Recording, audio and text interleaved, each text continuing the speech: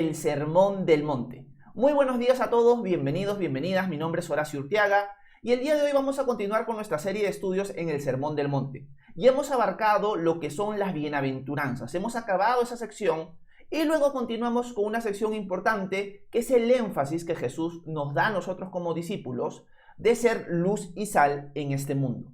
Pero ahora vamos a pasar un párrafo que es muy controversial, pero que tiene muchas cosas bonitas para decirnos, importantes para decirnos esta mañana. Antes de entrar al texto como tal, siempre vamos a hacer este repaso. Recordemos que el Sermón del Monte es la ley de Cristo, como lo expresa el libro de Mateo. En la forma en la que el libro de Mateo está organizado, Mateo nos quiere mostrar con esa organización que el Sermón del Monte es la ley de Cristo. Eso lo tenemos que tener presente esta mañana. Este sermón, como le hemos hablado muchas veces, es exclusivo para los discípulos. No solamente es exclusivo para los discípulos, sino también es un sermón que está enfocado en la vida del discípulo mientras el Señor vuelve por segunda vez. Va a haber mucho énfasis en la expectativa de que el reino de Dios se establezca aquí en la tierra. Un dato importante cuando estudiamos el Sermón del Monte es que el Sermón del Monte nunca se va a poder cumplir en nuestras fuerzas. Si nosotros vemos los mandamientos de la ley de Cristo y tratamos de hacerlo a nuestras fuerzas, esto es obedecer el Sermón del Monte, esforzándonos por lograrlo, vamos a fallar. Tenemos que pedirle al Señor que Él nos dé la capacidad, las fuerzas, el poder para poder guardar el Sermón del Monte, para poder guardar su ley como Él lo desea. Eso es algo importante mientras leemos el Sermón del Monte. Ya hemos visto las bienaventuranzas, hemos visto la importancia de ser luz y sal, pero ahora Jesús va a contarle algo a sus discípulos y por lo tanto a nosotros que es importante de entender. Porque por culpa de entender mal el texto que vamos a leer esta mañana, muchas personas toman caminos distintos en su forma de caminar con Cristo y obviamente uno de estos grupos generalmente se equivoca al tomar ese camino. ¿A qué camino me refiero? Lo vamos a ir hablando mientras vamos avanzando versículo tras versículo. Así que acompáñenme por favor a Mateo capítulo 5 y vamos a ver el versículo 17 en adelante. Miren lo que Jesús dice. No piensen ustedes que he venido para abolir la ley o los profetas. No he venido para abolir, sino para cumplir. Hacemos una pausa. Jesús de arranque le empieza a decir a sus discípulos lo siguiente. No piensen, muchachos, no piensen, discípulos míos, que he venido a abolir la ley o los profetas. No he venido para abolir, sino para cumplir. Lo primero que tenemos que ver es que Jesús quiere que sus discípulos tengan una idea correcta de lo que Él ha venido a hacer aquí en la tierra. Y una idea equivocada que puede haber estado surgiendo en la mente de los discípulos y que obviamente ya estaba surgiendo en la mente de los religiosos es que Jesús había venido a despreciar a Moisés, a despreciar la ley de Moisés como tal, a despreciar lo que el Antiguo Testamento enseñaba. ¿Por qué? Porque si nosotros vemos a Jesús andar en sus 3 años y medio de su predicación, de su ministerio, vamos a ver que Jesús contrariaba muchas veces las tradiciones de los fariseos y de los saduceos. Jesús, para los fariseos, no guardaba correctamente el sábado, sino lo quebraba. No comía alimento con las manos limpias, sino con las manos impuras. Y quebraba, según los fariseos, según el pensamiento religioso de la época, la ley constantemente. En buena cuenta, Jesús vino a cancelar a Moisés, a destruir la ley bajo la que ellos estaban y despreciarla. Esa es la idea que está surgiendo en la mente religiosa y que también puede haber estado surgiendo en la mente de los discípulos. Pero Jesús quiere corregir eso. Y Jesús le dice, muchachos, no piensen ustedes que he venido a abolir la ley o los profetas. No he venido a abolirla, sino he venido a cumplirla. Y acá hay un dato muy importante que tenemos que aclarar. Este es un texto que muchas veces se usa de manera equivocada. ¿Por qué? Vayamos, en cierto sentido, desarmando el texto e interpretándolo correctamente. Lo primero que tenemos que ver es que Jesús le deja claro a sus discípulos que Él no ha venido a abolir, a terminar, a cancelar la ley o los profetas. El problema está que cuando escuchamos la ley o los profetas, muchos grupos cristianos lo interpretan equivocadamente. Algunos grupos cristianos y algunos grupos que realmente no son cristianos. ¿De qué manera lo interpretan equivocadamente? Jesús no está diciendo que Él no ha venido a abolir los 613 mandamientos de la ley de Moisés. Jesús no está diciendo eso, Si nosotros nos metiéramos o retrocediéramos en el tiempo, mejor dicho, al tiempo de Jesús, si alguien te dijera a ti cómo se denomina o cómo se le llama comúnmente al Antiguo Testamento en su totalidad, esto es, los libros de Moisés, el libro de los profetas mayores, menores, los libros de los reyes, etcétera, etcétera, tú le dirías, eso se conoce como la ley y los profetas. O sea, en otras palabras, el Antiguo Testamento en su totalidad se conocía tradicionalmente como la ley y los profetas. Hoy en día, lamentablemente, cuando la gente empieza a leer este versículo, piensan que Jesús está diciendo que Él no ha venido a abolir la ley en el sentido de los 613 mandamientos que Dios le da a la nación de Israel a partir del libro de Éxodo. Cuando nosotros leemos el libro de Éxodo, vemos que Moisés saca a la nación de Israel de Egipto, la lleva al desierto y en el monte Sinaí Dios les da su ley. Esa ley se conoce como la ley de Moisés. Es la ley de Dios dada por medio de Moisés a la nación de Israel y tradicionalmente se le conoce como la ley de Moisés. Algunas personas equivocadamente usan este texto para decir lo siguiente. Jesús acá está diciendo que Él no ha venido a abolir la ley de Moisés, los 613 mandamientos. Por lo tanto, todavía tenemos que guardar el día de hoy, el día sábado. Tenemos que privarnos de comer alimento como sea cerdo, conejo, cuy, etcétera, etcétera. Y hay unos que han llegado hasta el extremo de decir, bueno, si somos consistentes con ese pensamiento, tenemos que seguir haciendo sacrificios. Y siguen haciendo sacrificios de animales hasta el día de hoy. Hay grupos cristianos, vamos a ponerlo así entre comillas, que van a ir y van a tomar esa dirección. Pero nosotros, si leemos la Biblia en su contexto, no solo del capítulo 5, 6 y 7 de Mateo, sino en su contexto histórico, tenemos que entender que Jesús no está diciendo eso. Jesús no está diciendo que Él no ha venido a abolir los 613 mandamientos de la ley de Moisés. Él lo que está diciendo es que Él no ha venido a abolir la ley y los profetas o la ley o los profetas. En otras palabras, Jesús está diciendo, muchachos, no piensen que yo he venido a cancelar el Antiguo Testamento. No he venido a cancelar el Antiguo Testamento, lo he venido a cumplir. ¿Qué es lo que Jesús nos está diciendo con eso? Lo que Jesús nos está diciendo con eso es que el propósito por el cual Él vino es cumplir lo que el Antiguo Testamento profetizaba, anunciaba. ¿Qué es lo que el Antiguo Testamento anunciaba, profetizaba? ¿En qué sentido Jesús ha venido a cumplir el Antiguo Testamento? En que Él mismo, la persona de Jesús, es el cumplimiento total del Antiguo Testamento. En Él se cumple todo el Antiguo Testamento. ¿Por qué? Porque todo el Antiguo Testamento apunta a Él. Nosotros hemos estudiado Génesis y cada capítulo de Génesis o cada narrativa de Génesis siempre nos apunta al libertador futuro, el Mesías, el Salvador, el que va a pisar la cabeza de la serpiente, pero la serpiente, le va a morder el talón. Este Mesías prometido, que iba en cierto sentido retornarnos al Edén, es Jesús. Y todo el Antiguo Testamento apunta a Él. Y lo que Jesús está diciendo en otras palabras es, muchachos, yo soy el cumplimiento de todo el Antiguo Testamento. No crean, no piensen por la forma en la que actúo, por la forma en la que digo, por la forma en la que enseño, o por las malas habladurías de los religiosos, que yo he venido a cancelar el Antiguo Testamento. Todo lo contrario, yo soy el cumplimiento del Antiguo Testamento.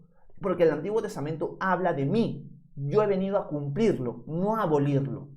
Eso es algo muy importante de entender para comprender los siguientes versículos que vamos a leer. Así que, primer dato histórico, primer dato interpretativo de una manera correcta.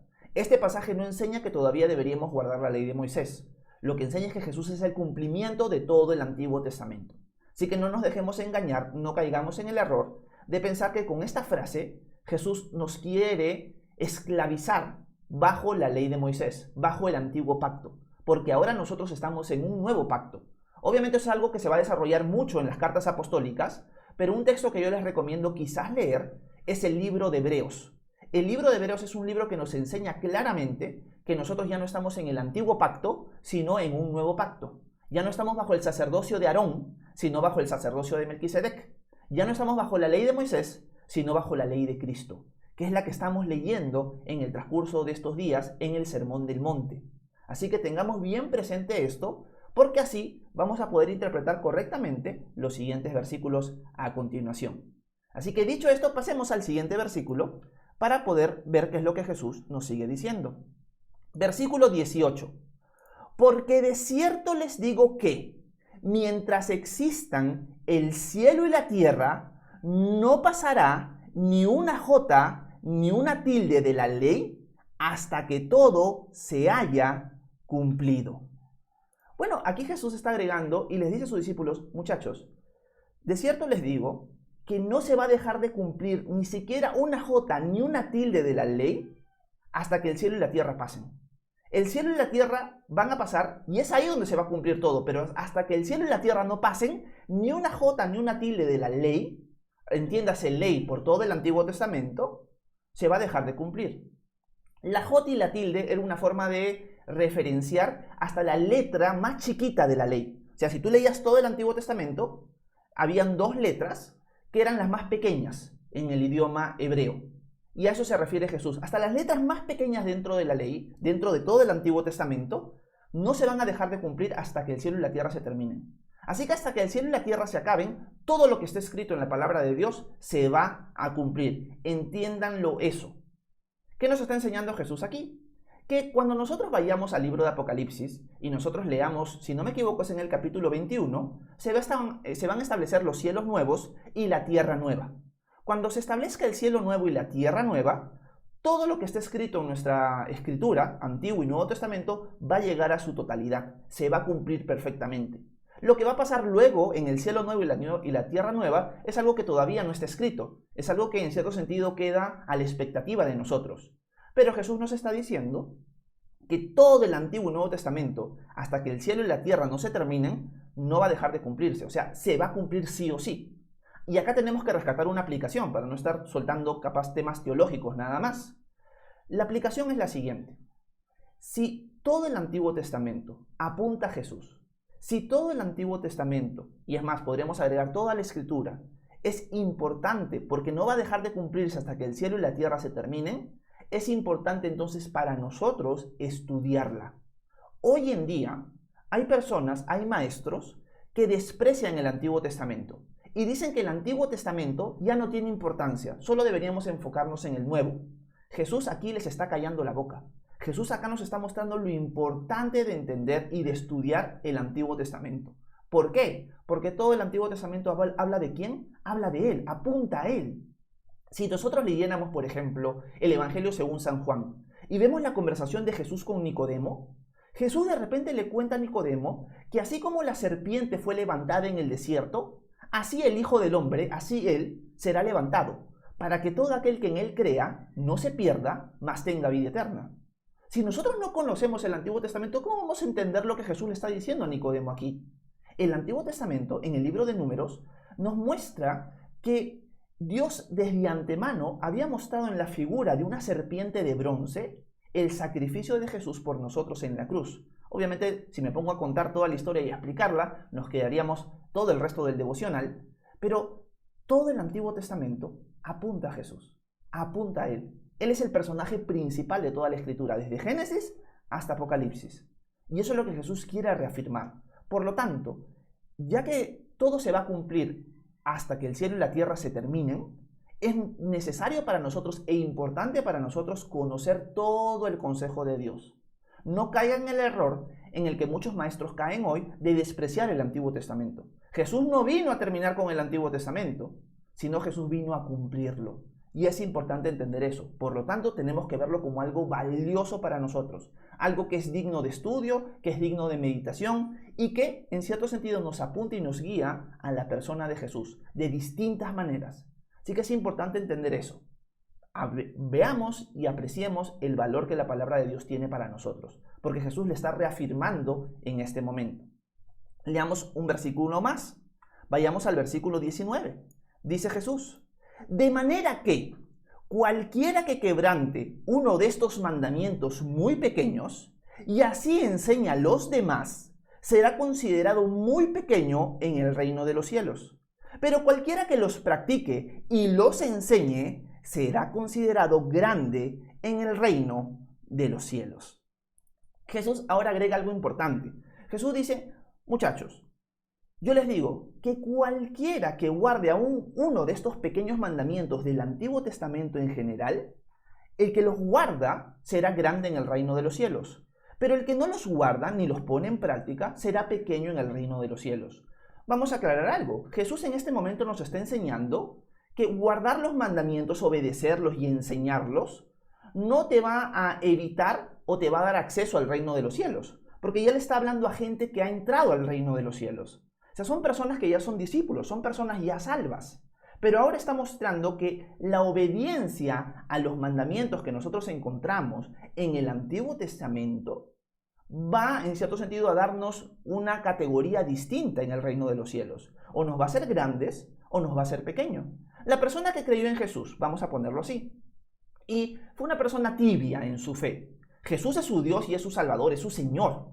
Es una persona que ha creído en Cristo, pero que es tibia en su forma de caminar con el Señor. No busca obedecerlo ni tener pasión por Él.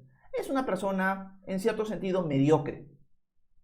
Esa persona va a heredar el reino de los cielos, pero no va a ser grande en él, va a ser pequeña.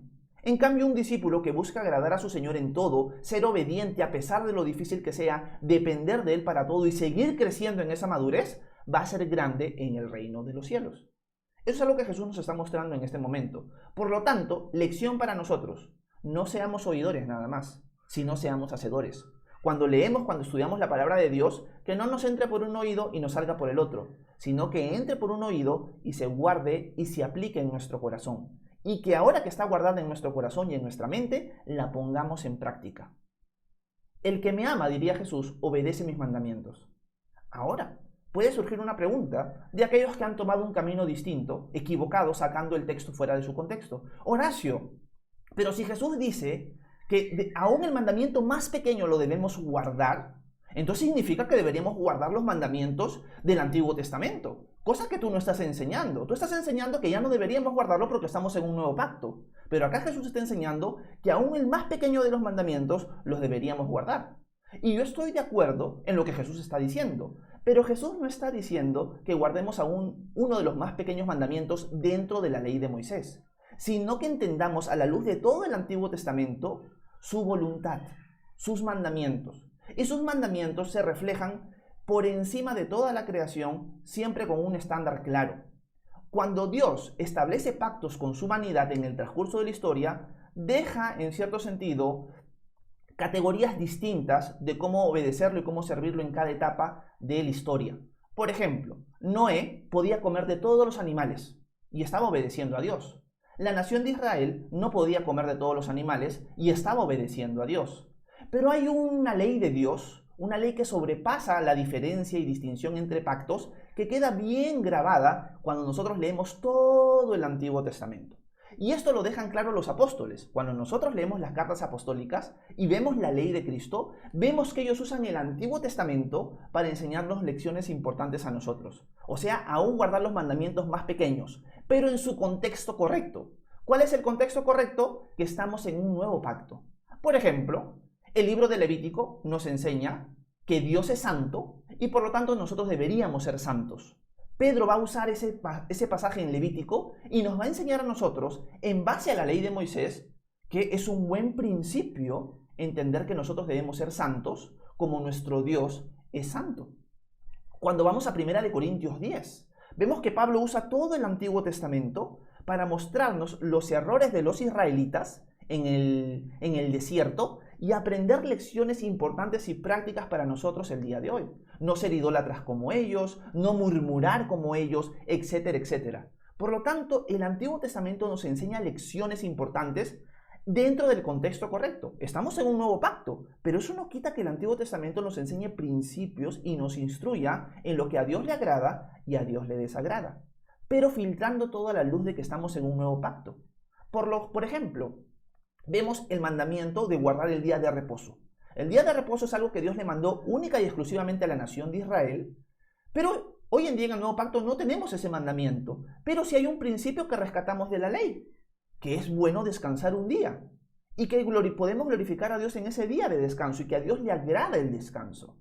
Por lo tanto, todo el Antiguo Testamento, que es el contexto en el cual está hablando Jesús, nos instruye a nosotros y debemos ponerlo en práctica, debemos aprender de él, y los apóstoles lo hacen de una manera muy hermosa en las cartas apostólicas. Por eso es importante conocer todo el consejo de Dios para poder aplicar la palabra de Dios correctamente. Ese es el deseo del Señor. Y si tú eres alguien que busca ser fiel al Señor y buscas obedecerlo a Él y buscas crecer en el conocimiento de Él y en tu obediencia, vas a ser grande en el reino de los cielos. Podría agregar lo siguiente para terminar con el último versículo, porque ya volé en tiempo. Debemos buscar ser fieles, pero no ser conformistas, como siempre digo, sino seguir creciendo. Mi deseo, el deseo de Horacio, es ser grande en el reino de los cielos. Y para ser grande en el reino de los cielos, tengo que humillarme aquí y depender del Señor y buscar hacer su voluntad, cueste lo que cueste. Mi deseo también es para ustedes lo mismo. Que ustedes también anhelen eso esta mañana. Ser grandes en el reino de los cielos. Y no ser conformistas. Bueno, ya soy salvo, ya creí en Jesús. Bueno, voy a hacer un calientacilla en la iglesia y ya está. No. Aprende más del Señor. Busca seguirlo. Busca depender de Él. Busca obedecer el sermón del monte. Y busca crecer en esa decisión que has tomado. Ese es mi consejo y esa es la exhortación para nosotros esta mañana. Terminemos con el último versículo porque el último versículo es radical para los discípulos. Escuchar esto para los discípulos es difícil, pero vamos a explicar por qué no es tan difícil en cierto sentido. Vamos a poner el versículo 20 y con esto terminamos. Yo les digo que, dice Jesús, si la justicia de ustedes no es mayor que la de los escribas y los fariseos, ustedes no entrarán en el reino de los cielos. Jesús se suelta una bomba, porque Jesús les está diciendo a sus discípulos, muchachos, quiero advertirles algo, quiero decirles algo, para que lo tengan muy claro. Si la justicia de ustedes no es mayor que la de los escribas y los fariseos, ustedes no pueden entrar en el reino de los cielos. Los discípulos se deben haber quedado fríos en ese momento porque ¿quién es más justo que un fariseo y que un saduceo? Supuestamente ellos son los que enseñan y ellos son los que guardan la ley porque la conocen a la perfección y tratan de ser puntillosos hasta en las menores cosas de la ley. Jesús les está mostrando que esa justicia que esos fariseos y saduceos supuestamente tienen no es suficiente, no alcanza, no cubre el estándar de Dios. Si ustedes no tienen una justicia mayor que esa, no van a poder entrar en el reino de los cielos. La pregunta es, ¿cómo nosotros podemos tener una justicia mayor que los líderes religiosos de Israel en ese momento? O que esas personas que dicen que guardan la Biblia de arriba abajo a la perfección. ¿Cómo podemos tener una justicia mayor que ellas? Y aquí viene el mensaje de salvación. Ese es el mensaje que Jesús vino a compartir y el que quiero compartir con ustedes rápidamente. Nosotros no podemos, por nuestras fuerzas, tener una justicia mayor que la de los escribas y los fariseos. Por lo tanto, por nuestra cuenta no vamos a poder entrar en el reino de los cielos. Pero hay alguien que sí es más justo que los escribas y los fariseos. Y ese es Jesús. Y cuando yo pongo mi fe, mi confianza, le entrego mi vida a Jesús como mi Dios y Salvador, su justicia de Él la pone a mi cuenta. Por lo tanto, cuando yo he creído en Cristo, soy más justo que un escriba y un fariseo. Y por lo tanto, yo voy a entrar al reino de los cielos. No en base a mi justicia, sino en base a la justicia de Cristo. No en base a mis méritos, sino en base a los méritos de Cristo. Ese es el mensaje de salvación que predicamos. La salvación viene por la fe en Jesús. Él hizo todo el trabajo.